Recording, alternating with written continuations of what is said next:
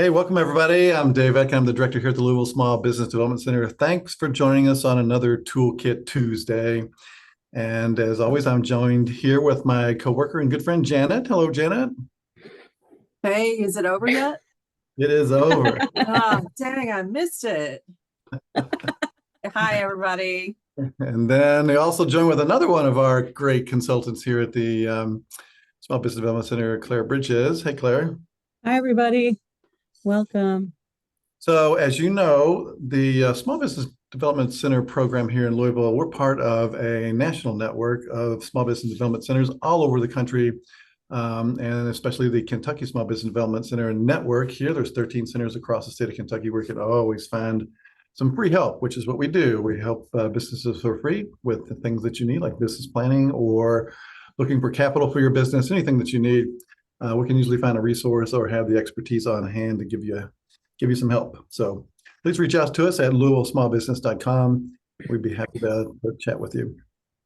So we've already had some technical difficulties this morning. And as always, just to make sure that you guys can see us and hear us, if you look at the bottom of your screen, there should be a toolbar. Just if you don't see it, just take your cursor and hover over it, and hopefully that'll come up. And then you'll see the little chat feature. Click on chat. And if you wouldn't mind, just tell us, chat, put in the chat your name and where you're joining from, and that you can hear us good, because we want to have everybody involved. And I do like doing this because it's really fun to see where everybody joins from, because we get people from all over the place sometimes. So if you would just say hello, type in your name, and put that in the chat. There's Raina from Covington. All right. Bennett, Anika, Orlando, Florida. Fantastic. That's fun. Wow, great. Bennett from William Berkeley Distillery, Louisville, Orlando, Lexington. Hey, Vicki. Yeah, Bennett's in Lexington. April from North Carolina. I was just in South Carolina the other day. And Tremaine from Atlanta. Good to see you. Hello from Maryland. Hey, April. Couple Louisvilles. Hey, Chris from the Louisville Urban League, one of our good friends. Chris. Yeah, we work with the Louisville Urban League all the time. Great folks. If you need any cool business advice and some other programs they have, check out the Louisville Urban League. Highly recommend it. And Chris is the best. So, well, thanks for joining us today. And we've been on this track on the month of April, call it Funding Month. And so last week I was the guest where I got to tell you about what to do to get yourself ready to go to a bank or funder to get some funding for your business. And then next, as I mentioned in my session last week, to get ready to go to meet with a lender or funder, you really need a formal business plan. A lot of times when you're just starting out, we might use a business model canvas or something like that, and which is great for putting your model together and understanding the ins and outs of your business. But when you got to go get the money, especially at a bank or if you want an SBA loan, you've got to have a full business plan, which is pretty complicated. And the good news is that's one of the things that we're really good at here at the Louisville Small Business Development Center, is helping you get this business plan put together. We put it all together with you, and we call it a loan package, because that's exactly what it is. It's just a business plan plus a lot of other things. Next week, we'll have our other coach, Rhonda, come. We're going to talk about how to put the financials together in your business plan before you go to funding. But today, we're doing the narrative. This is the selling tool, the understanding of your business. This is the whole writing exercise part of your business plan. So, Claire, thanks for joining us today and sharing all your expertise. You are a spectacular business plan writer. I've seen your stuff. It's fantastic as always. I'm just going to turn it over to you. I'm going to back out now. All right. Claire, so take it off. Take it from here.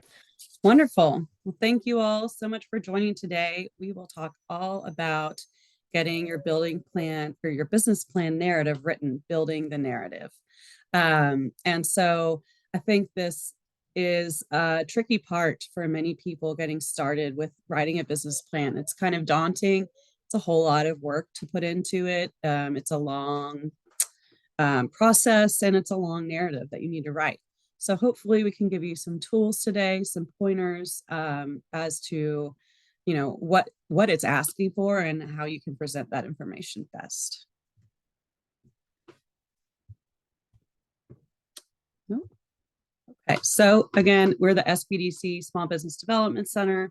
This is some of our folks from Louisville, but we have offices all over the state and the country. We can help you with your business plan. So we want to give you these tools today, but also use your business plan to work in your business and on your business to grow and profit and succeed, to help you be sustainable in your business. So again, we are not going to write a business plan for you. I will be happy to teach you how to write a business plan today and going forward. We won't do it for you, but we will give you lots of tools and support in doing so along the way. And then my colleague Rhonda will be talking next week about the financial part of the business plan. And this is really it's gonna make you think about your whole plan before you even get started, so that you feel confident in what you're doing. You feel like from the start what path to go on, and so that you aren't kind of swimming around keeping your head above water when the time comes to open your business. Again, we help start your business. If you all are in the planning stages, maybe you're just trying to think, oh, what even is a business plan? What do I do here? I have this idea, but I don't know what to do next.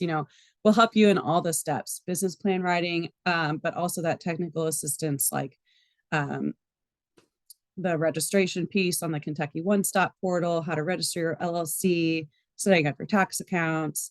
We also teach great classes. This is a regular Toolkit Tuesday we teach on Tuesday afternoons. We also have in-person classes from every once in a while. So any of those things are there to help you along the way.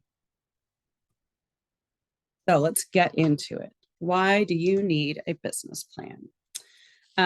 Obviously, it's the plan for your business. So not to be too on the nose there, but this is you researching your idea, vetting the idea, looking at the market as a whole, assessing your budget, your financing. This is where all those ideas and blips in your head kind of bounce around all day. This is where you put it into a plan of action, right? And it's to help organize yourself. It's to help lead yourself. As an entrepreneur, you are the leader of all things. You wear many, many hats. And so it's nice to have a working document that is helping you on the next step, is helping you grow, is helping you evolve. So use this as a tool for yourself. I think many people get caught up in writing business plans, and either one, it's a complete halt in starting your business because you can't get past writing the business plan, or two, you do something, it might not really make sense to you, what you're doing it for, why you have to do it, et cetera, et cetera. And so use it as a tool for yourself. So it's also could be a sales tool. All of this language that you're developing in the business plan, especially when you get into that marketing section, these will be pieces of information and things that you have worked on and tweaked and perfected to use as sales tools, to use when you're talking about your business out and about around town, when an opportunity comes to you, and then you have that language and that knowledge about how to present your business in the best way possible. That's all developed in your business plan from the beginning. So it is a sales tool. It is also what I like to call a living document that evolves over time. I hope it evolves over time for you. This should be kind of the place where 6 months down the road, when you first start, you go back to it and you're like, oh, wow, I did all these things. Look at me go. Or, oh, let's reassess a few of these things, because now that I've done it in the real world, out and about, I know that it works better this way instead of this way. You want to be learning and growing and changing as your business grows. So use this document as a place to come back to, check in on yourself, adjust what you need to make an even better product and system and program, and then go out and do it further. And then again, there's different business plans for different purposes. I will touch on a few of the most common business plans here, just so that you have a good frame of reference of, in specifically what a lender is looking for.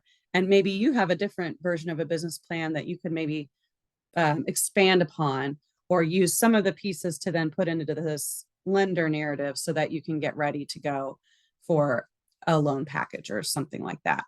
So there are different purposes for the different plans. Just think of it as kind of like a startup document. It can be internal. You can use different pieces of it for yourself versus what you just display or present to a lender or the public. You can put your strategic plan in it. You will figure out how feasible your business is. You'll really be able to nail down the operations. Lots of times when we are working with our clients for financial projections, which will come in the next part of the series, lots of the questions we ask go back to the business plan piece. So if you haven't done that work yet, or if you haven't figured out systems or operations, we're going to make you do it anyway. So it's just a really good piece of knowledge to put together. And then again, you can use it for marketing, growth, and expanding your business going forward. Again, why do you need a business plan? I think this is it can be a hurdle for folks. I don't want to write this huge thing. I just want to get going. I already know what I'm doing, et cetera, et cetera. Well, if you take the time in the beginning, or if you are already an established business and you haven't yet written a business plan, maybe clear some time on your calendar for the next month or two to really work on this document, and you will feel more grounded in your business. You won't have all these ideas bouncing around in your head. You'll feel like it's all together in one package. So why do you need a business plan? It's one of the most important parts of opening a business and planning in the planning process. You don't want to just one day open a business and then be playing catch up for the next 3 or 5 years, maybe. Hopefully this process will help you. Building a business plan is your roadmap to success. This is helping you. Again, it's that tool. It's going to guide you the whole way. It's kind of like self-care for business owners. If you just go back and revisit the business plan over and over again, it's your guiding light, right? And it informs your plans and decisions around running a business in order to be successful. And then in this particular case, since we're talking about getting lender ready, you will absolutely need a business plan if you are applying for funding. So we help folks get funding in all various amounts, whether that's, $5,000 microloan or $20,000 microloan or $200,000. Any of those applications are going to require that you submit a business plan. Some of those smaller microloans, you might need a more narrow version of a business plan, but it's always good to just have this anyways, right? And so you will need it. You don't want to have to, say you're in need of funding very quickly. Maybe something changed. Maybe you have a great opportunity that you need to kind of pounce on quickly. You don't want to have to go spend all this time writing the business plan before you can even apply. You want to have that ready in place already. So here are the components of a lender ready business plan. You are defining the business, stating very clearly what you're doing and what your opportunity is. So why is it a great idea? Why should you be doing it right now? What's going on in the larger, scheme of things to help this business idea grow and be sustainable? And how are you different and better than your competition? How will you bring something to the market that is not yet in progress, or doing something a bit differently than someone else is, so you have a better solution than what's out there right now? Kind of your pitch to explain why you're here and ready to open your business.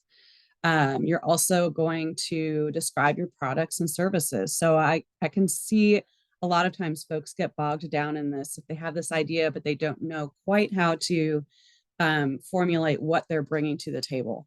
So one, are you bringing something tangible? Are you selling a good or an item or something? Are you selling a service? And then also, are you selling like your time, your expertise, your knowledge? Those are the parts where you can get a little off track or have a hard time identifying what it is that I'm selling in my business. What am I creating? What am I producing in my business? If it's not that clear cut, I'm selling, bags of coffee or something like that. The marketing section is not only like advertising and things like that, but how is it going to market? How do people find you? What brings them to you as a customer? What's the type of ideal client or customer that you're looking for? What kind of experiences do they have that would draw them to what you're offering? So really doing some deep analysis on that. And then operations. So how will your business operate? And this is both on the back end and customer facing. And this is another piece that I find folks have not really delved into this or thought about it much before opening.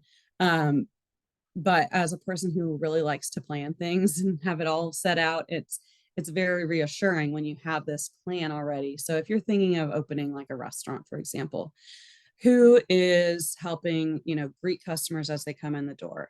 Who is pouring the water? Who is taking their order? Who is cooking the food? How many different points of interaction do you have with the customer throughout their journey with you?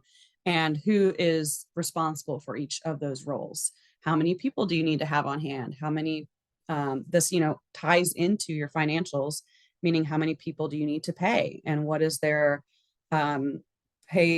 hourly pay rate going to be, or what is their salary going to be? All of these questions, you can feel peace of mind and better if you have this operations plan already put into place. And so then when you're ready to open, you're just executing on that plan instead of kind of fumbling around and saying, well, what do I do now? And what about this? And feeling overwhelmed. And again, the last piece of the business plan is financials. And we will talk much more in detail about those next week with my colleague Rhonda. So here are some examples of different business plan templates. All of these can be kind of interchangeable. So if you've worked on one and it's not the lender narrative one, that's okay. You will absolutely be able to use information from the one you've worked on to then pull over to the longer narrative, right? It's already stuff you've worked on. It's things you've thought about before. Just translate that right into the section it needs to go into in the business plan for applying for funding. So one is a business model canvas, and I've got some templates that I'll show you in a minute here. So this is a good starting point. Then the next one would be a one-page business plan, which is just kind of a little bit expanding on your business model canvas. Another option would be a pitch deck. And I think this would be a good one to use after you've written your traditional business plan, because it's, again, more for marketing, more for exposure, and maybe like a competition, a pitch competition, or investor, or some presentation, something like that. But you will have created and developed all that language that you need for your pitch deck if you've written this traditional business plan. And then lastly is the traditional business plan, which we're going to go into a lot of detail on. So here is an example of what a business model canvas looks like. It's, the numbers are here just to kind of orient you to how to answer questions in order. You can use it to explore your business idea. I think this is a great starting point. Many times I will take folks through a succession of these different business plans in order to get ready to write this long narrative for funding, because it seems a lot more achievable if you've already broken it down into much smaller pieces. So I don't ever want to just send you this 10-page template of a business plan and say, well, here you go, just write it, and then you'll be ready to go, right? That's not helpful. That's not what I'm here to do. I want to set you up in a way that's very strategic, and kind of you will grow along the process of this in writing the business plan by doing some of these preliminary exercises. So I kind of think of the business model canvas as like a preliminary exercise to writing a longer business plan. It's going to get your ideas organized. It's good through like thinking through different options if you're kind of in the beginning developmental stages of things, processing ideas. It's good for organizing ideas and planning.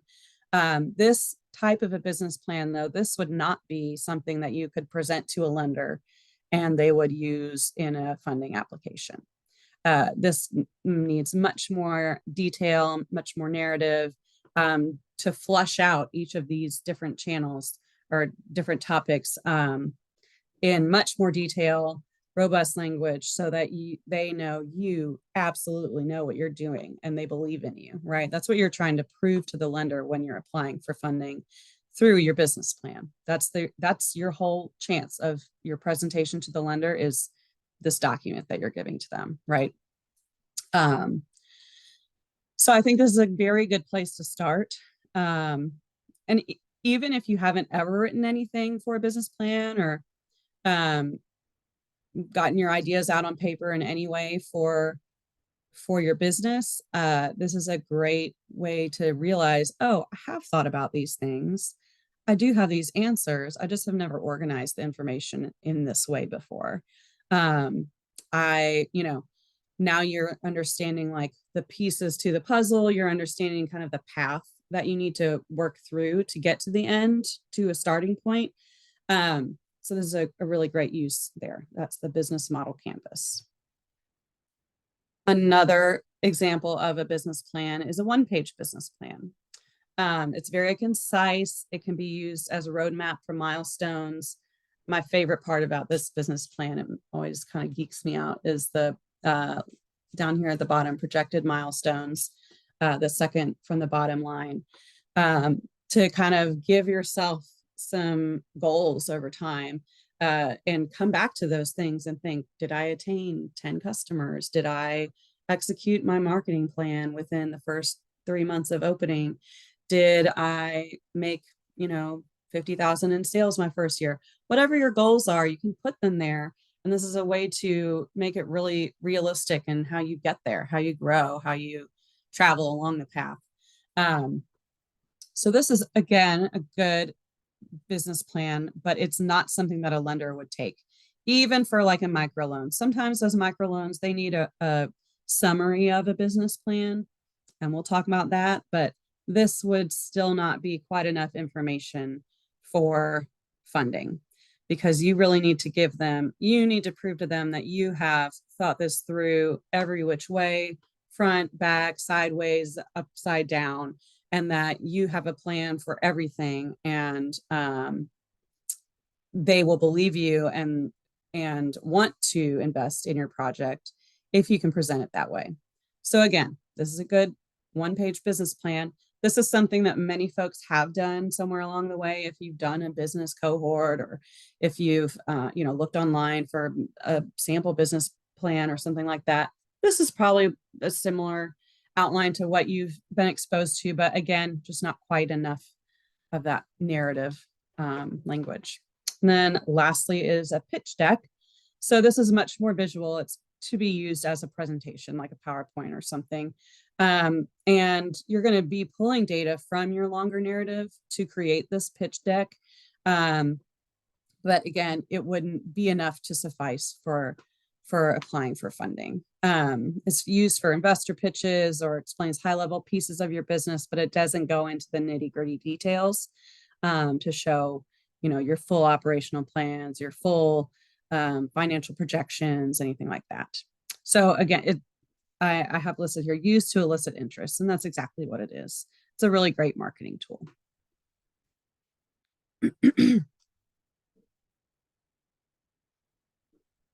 So last, we get to the traditional business plan used when applying for bank funding.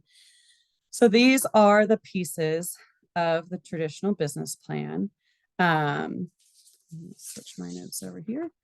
So we'll go through these section by section and kind of talk in detail. And I do also want to show you all a really nice template that I have as well. So we'll look at that later too.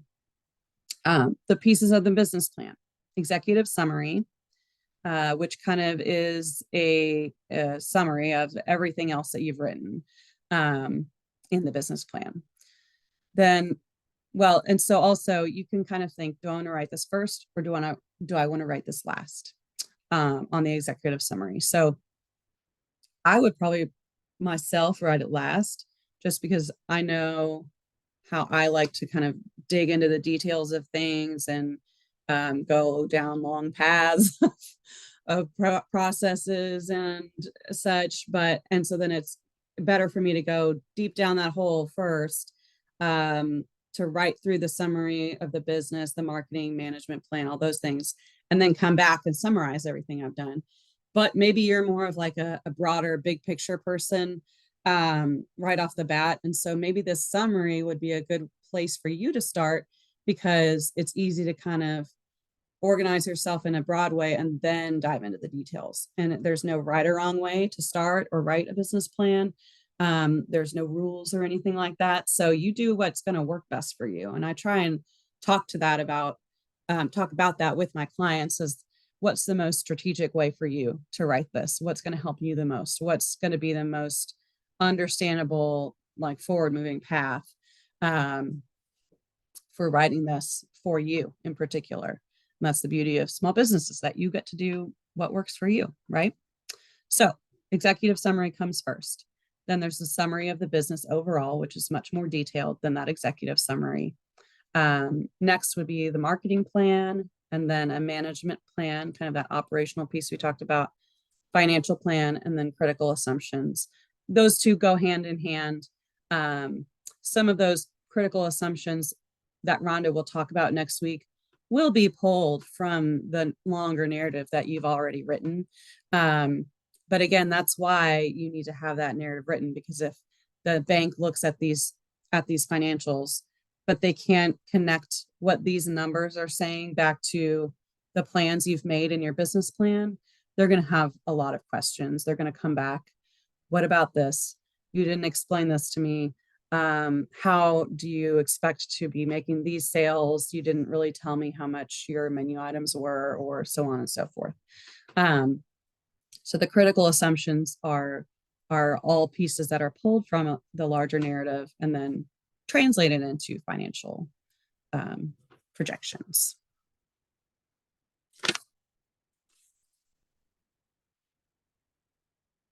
Getting even more detailed, I'm kind of starting on this broad, and then we're going to go detail into each section of the business plan.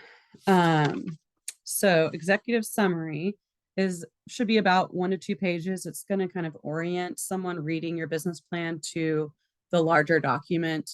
It's going to give some highlights around what to expect when reading this, what to look for, kind of the big picture ideas. And then later on, it can include some snapshots of your financials, so that they can kind of tie it all in. And maybe a banker might look quickly at the executive summary first, and then flip over to the end of the document and look at your financial projections. And that might be their first impression of your business plan. So they think, okay, seems like they know what they're talking about. I get what their business idea is. I understand their model.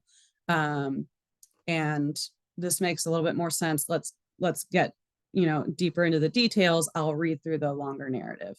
But maybe, it's like your first chance to present your information. And so it needs to be really strong.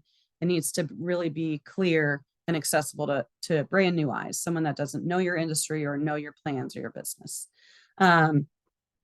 It quickly assesses the work you have done and the viability of the business. So they kind of think, okay, they know what they're talking about here, right? And then quick numbers, kind of overall sales projections for 3 years, just lined out, and then critical assumption, or sorry, that's financial projections, but showing some quick financial numbers so that you, again, look realistic, that you're not saying, I'm going to make $1 million overnight. Just, this is how I'm going to grow from year 1, year 2, year 3. Those numbers also don't feel like you have to come up with them on your own. We're here to help you with that. We'll pull those numbers from the financial piece of the projections. So don't be scared about that. The whole numbers piece is an even bigger task than the business plan narrative, and we will help you with that. So now that we've done the executive summary, we're ready to get into some more details on the business, and we're going to go into the summary of the business. So these are kind of different sections within this first category of your business plan. So summary of the business, you are stating your statement of purpose. This is describing the problem that you are solving by offering your business products or services. It's kind of listing who you are serving. Are you working with businesses on the back end? Are they your clients, or are you working with customers on the front end? Who is paying you for the services or products that you're buying? Next, developing a mission statement. This is also really good to kind of just begin thinking about your branding and your voice, what you want to kind of, how you want to be heard in the public narrative, on social media, in your emails, et cetera, et cetera. So developing your mission statement, a description of your business. So how big is your market? Like who's buying from you? Who does this entail? And how does it function? A little bit of the background of the business, and this can be your background in the business, as well as just kind of a larger frame of reference to the industry that you're going into. Proposed location is another thing that is a decent piece of the puzzle of applying for funding. But sometimes you don't know where you're located yet. Sometimes, you need to know how much funding you're going to get in order to know what you can afford in rent for a brick and mortar. Or sometimes you're still in lease negotiations and you haven't secured anything, so you don't have this proposed location. Those are all scenarios that happen, and that's okay. But in a dream world, we're going to say we know where you already have it set out, where you're going to be located.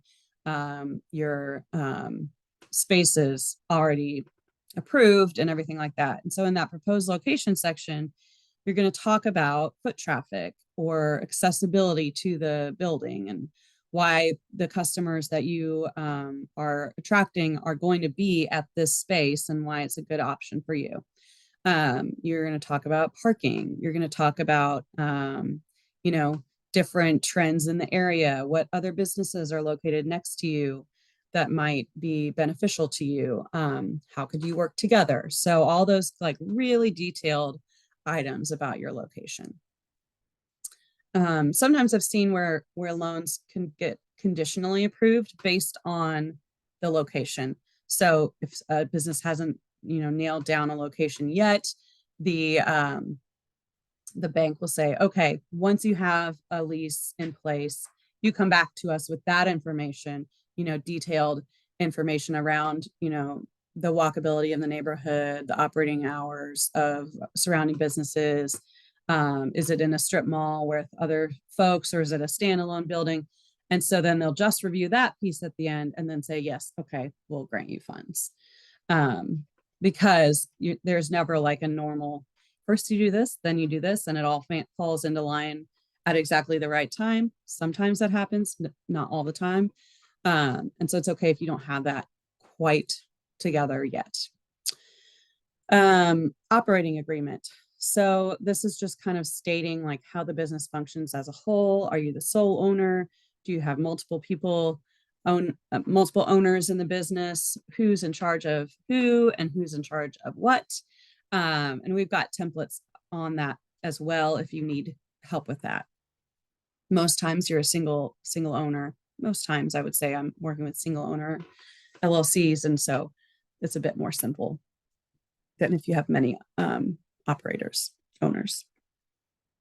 You will list your products and services offered, describing how they're different than the competition that's already out there. Why do we need another coffee shop in Germantown? Well, I'm offering these drinks and they're going to be sourced from a different place and made in a different style. And so this is going to bring a different offering than what Heine Brothers is doing, or something like that. So describing your products and services offered, how they're different from your competition, and then how you can measure that to be successful for a growth or sustainability option. So yes, this is a field that's lacking. And so I'm going to go into this little niche part here of the overall industry and fill out what's available in the Louisville area, so that, I'm selling my niche expertise, and it's not like going to get trampled because no one else is doing the same exact thing as me. Strategic alliances are kind of other businesses that you might be working with or alongside, next to, maybe folks that are supplying you, vendors that are supplying things for you, or maybe it's like a chain of, if this happens, then they're referred to you. And so then you can do it. And then maybe you refer them to someone else, depending on what type of work or industry you're in. But it's kind of like the broader network of people that are like all voices in your area and industry. And then lastly is the operational and regulatory items, anything that's specific to your industry. Like if you're opening a restaurant, you're going to list, health department information, permits, codes, alcohol, liquor license, ABC stuff, things like that. Any of the like really technical pieces of your business need to be listed so that they know that you have done your research and homework and know what you need to do to open your business properly.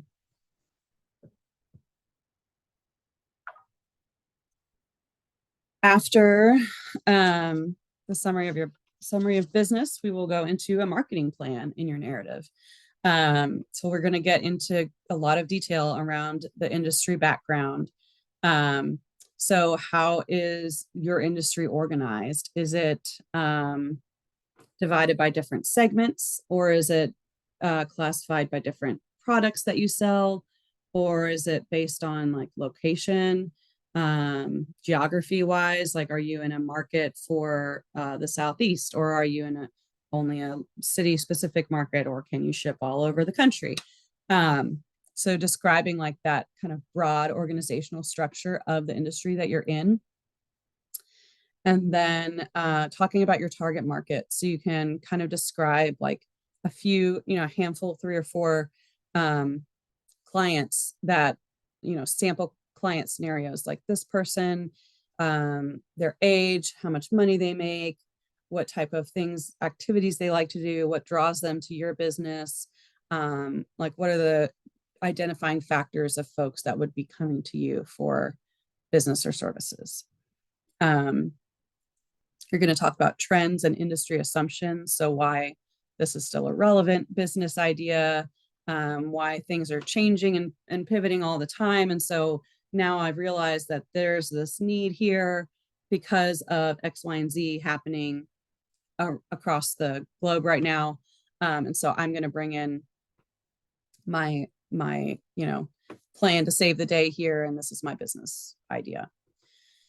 Talking about or creating a competitive analysis. So SWOT, SWOT, strengths, weaknesses, opportunities, and threats. So it's kind of like a little box graph that we make, and kind of just basic bullet points in each section and you want to be realistic, right? So strengths, we're all going to be like gung-ho about our business and our ideas, and we've got it down right. Let's be real about our weaknesses too. Let's talk about, your blind spots, or things that that you need to grow in, meaning I have this great business idea, but I don't have much like sense of bookkeeping or accounting. And so I really need to brush up on these things before we get started in operations. Opportunities is things that you're not doing right now, but could come to you later down the road, or kind of your growth trajectory for long-term plans. And then threats are just outside factors that you have no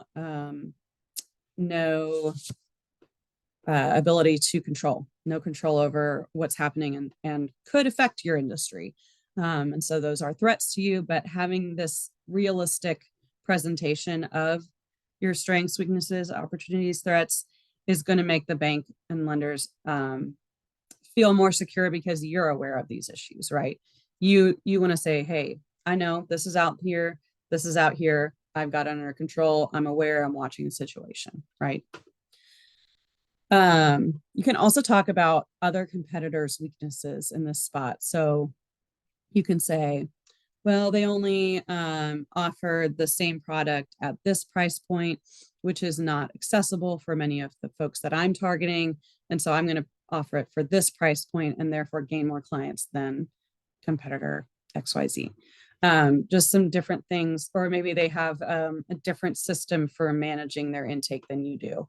And so you're going to be able to address the issue faster with your clients than company over here. So how can you exploit their kind of like weaknesses and give yourself a leg up in the industry? I think I listed products and services twice. If you've already done that in the first section, you can keep on going. Pricing strategy. So this is super important.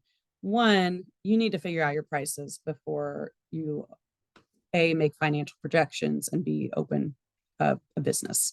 This is going to take some research. You're going to have to go, look at your competition, see what they're charging, see industry standard, what's the average price for this service or for what you're providing people.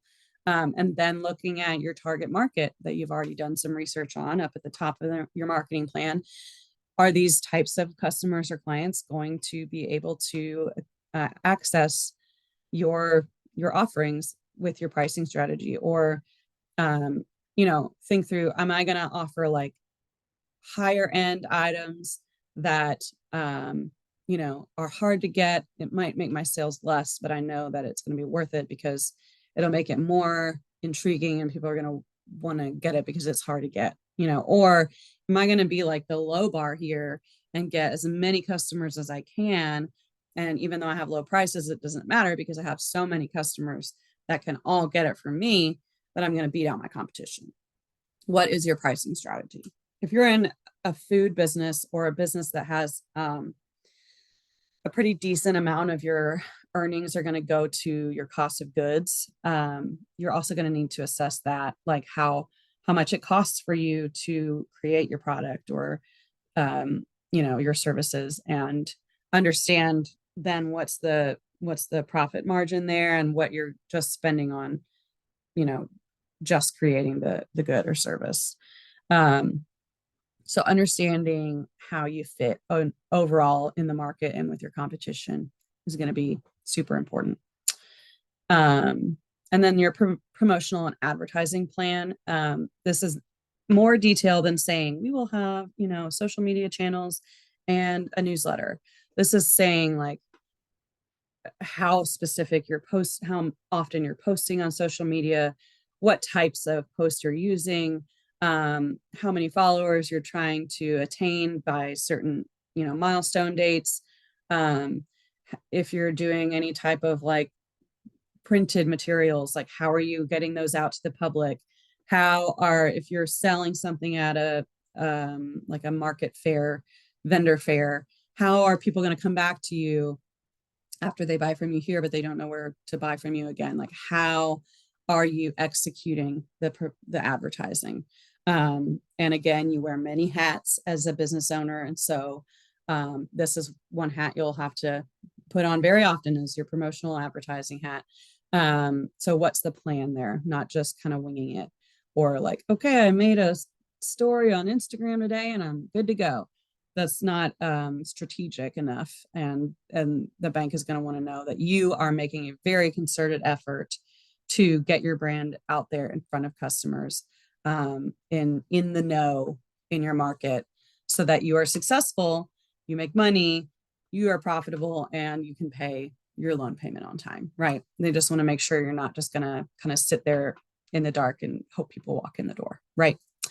So an actionable plan there is very necessary. Next, you'll be developing your management plan. So this is more operations related. So your related work experience first. If you wanted to create a resume for yourself and talk about all the past work that you have put together, or all the past work that you've done, and how those things translate to the job you're doing now, the business you're operating now. They want to see that you have industry experience. So if you want to open a coffee shop and you've never pulled a shot of espresso, that's going to be a problem, right? So they're maybe go get a job at Starbucks for a little bit and get that experience under your belt. Some things can be translated that aren't very directly involved. So say you've had management experience before, you've been a supervisor, you've taken care of inventory for a business before, you've been a bookkeeper for someone before. All of those types of translatable skills that you will be using in operating the business now, all of that's important to include, because the more skills you have, the more work experience you have, relatable tasks that you've done, include all of that so that they can see, yeah, this person has got like some good stuff under their belt, and they're not going to be like blindsided by much, or they like know the industry so well. Maybe you've worked in healthcare for 20 years, and so now you want to go open your own thing. You have all that 20-year experience, even though this is a bit more niche and unique than what you have been doing, but all of that is translatable. So talking about your related work experience, then you're going to talk about the personnel needed. So kind of listing the job positions, names of the different positions that are needed internally for the business, and explain like a brief job description with each of those to say what their duties are, kind of who is in charge of who, how the structure, like the daily run flow of the business works, and who's doing what. After that, you're going to have to pay them. So you will need to think through their salaries. And this is a big piece of the financial projections, but it kind of starts here in the narrative part of the business plan, thinking through, well, one, how much can I afford to pay people? Two, will they do the work, this type of work for that much money, for what I can afford? Or three, do I need to structure it so that I get some quality employees? So maybe I need to raise my salaries or hourly wages. Just thinking through all those determining factors around how to attain employees, keep employees, and then what's sustainable for your business. And we tweak these things when we work with your financial projections. So we say, well, I don't think it's realistic that you could take on 3 employees in the first year, but it might be realistic if you took on 1 for the first 6 months and then maybe added a second in the second 6 months. And so then that the numbers and the financial projections will tell that story, and we'll talk about it in your management plan portion of the business plan, and it'll probably be included somewhere in a critical assumption that we put together for you. And so this is how all of these things relate to make this plausible, realistic story of how your business is going to get off the ground. And lastly, your advisory board. So these are all kind of your support systems. So who is there supporting you? Because you are the business owner. You wear all these hats. You're the HR person, you're the marketing person, you're the accountant, you're the business owner, you're the expert in your industry. So who is there in the background to support you? Who are you going to call on when you have questions, when you don't know what to do next, or when you have an issue come up and you wonder, like, I wonder how someone else does this, or I wonder if they've run into this situation before, right? So listing those people, and it can be, your attorney that you have on hand, definitely a CPA, listing your insurance agent, our business coaches, we're always there to help you. Maybe other small business owners that have done something in the same field that you have. So it's kind of like an industry expert that you can reach back on. I think that's one super helpful kind of role that people should fill, is to have someone that's done this before, so you can just have candid conversations. So kind of your advisory board. of folks that are supporting you in the background. That ends the kind of narrative piece of the business plan. And then at the very end, you'll work through financials with your business coach from SBDC. At the end of the document, there's some other additional items that you may want to include. So letters of intent would be, that if you can get up and running and get fully funded, that you already have someone that's dedicated to doing business with you, and they're willing to write a letter and state, how much they're going to order from you each month, and how dollar amount what that would be, and how long that contract would be, so on and so forth. Customer contracts, essentially. And then maybe you want to include a draft of your lease, because that's going to be probably reviewed in the application. Personal financial statements as a whole, not just for the business, but your personal financial holistic view of that. You can include your resume, and then 3 years of tax returns will also be required. So those are kind of some supporting documents that you may reference in the narrative portion of your business plan, and you can say, see supporting documents listed on page 27 or something like that. But anything that you need to use to uphold that information, feel free to include that.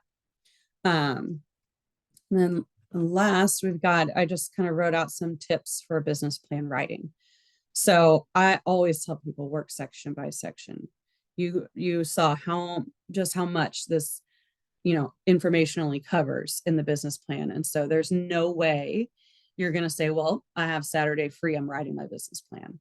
If you do, you're going to have a whole lot of edits to make afterwards. There's no way you could do it in an afternoon or in a day or on a weekend. You're going to have to take it section by section.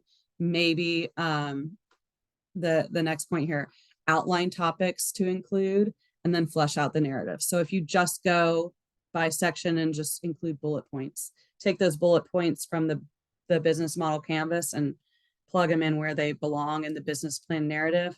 That's a good way to start. And then go back and write some more and think about it. Maybe you need to stop and do some research. Okay, how many people should I be hiring at first? Or what's the norm? It's gonna make you pause at every step of the way and think through how you're actually going to do it. And that's the beauty of the business plan writing.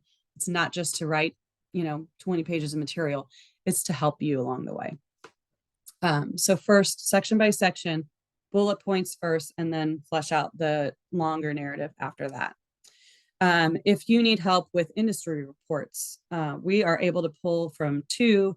One is BizMiner. That's a more localized industry data tool that's very helpful. And then the other is a more national, IBISWorld, for industry data and information. So if you're trying to prove something in your business plan, or if you need to assess, an assumption that you've made, but you need to double check that that's in fact the case, industry reports are available, and we're happy to access those for you. And then lastly, I have ChatGPT. You can use ChatGPT. It can be a great tool. It can, but it cannot be a crutch for you. It can spit out a business plan pretty quick. It can spit out a business plan on a Saturday afternoon for you. But that lender, 2 paragraphs in, will know that ChatGPT wrote this business plan and you did not. And so you need to be the expert, and you need to be prepared, not only just to get funding, but for the sake of your business and you personally. You need to have formed this plan. You need to go through this process so that you understand what it's going to take to execute on your business ideas.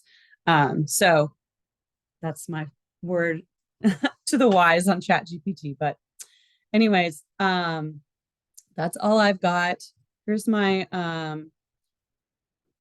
info for reaching out if you have questions about this presentation or moving forward with writing your business plan. My email's listed here. I think you can also scan this code and go to my calendar link.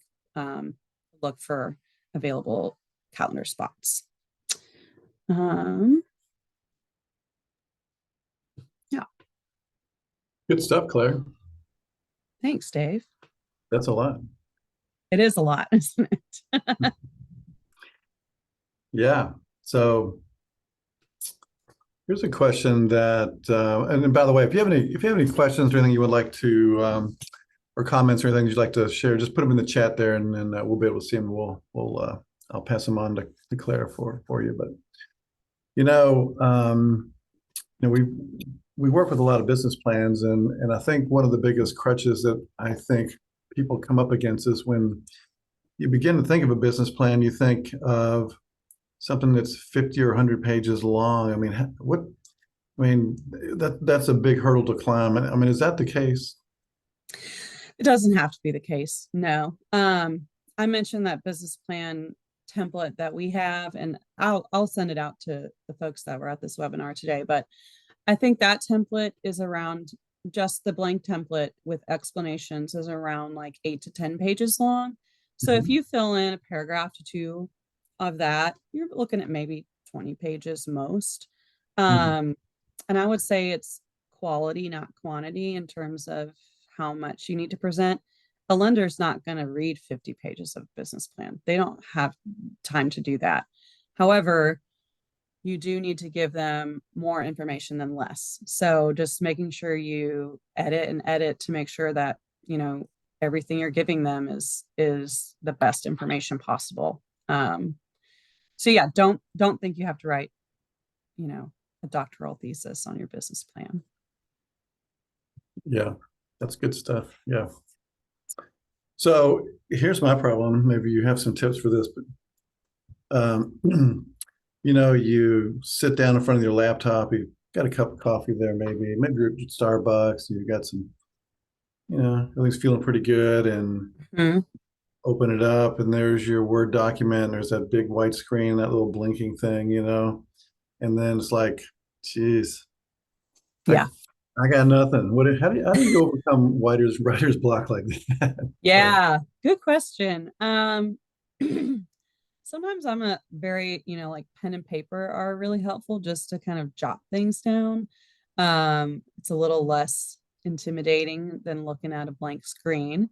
So maybe you just need to like get all those ideas that are bouncing around in your head out on paper, and maybe you don't even use them for what you end up doing that day on your business plan, but maybe like something spurs some information out of you, and then you can fill it in that section. That template, again, I keep talking about that great template. That's also, I think, a little bit less intimidating because it breaks it down and it already kind of has a whole outline for you. So you just have to fill in the information. You don't have to format it. You don't have to, create this thing out of nothing, So I think that can be really helpful too. Yeah, that's good. Ooh, gosh, look at the time. It's 1:00. Yep. We filled this one right up. So thanks for joining us, everybody. And thank you, Claire, for sharing all that. That was a ton of stuff, in one big old chunk. So yeah.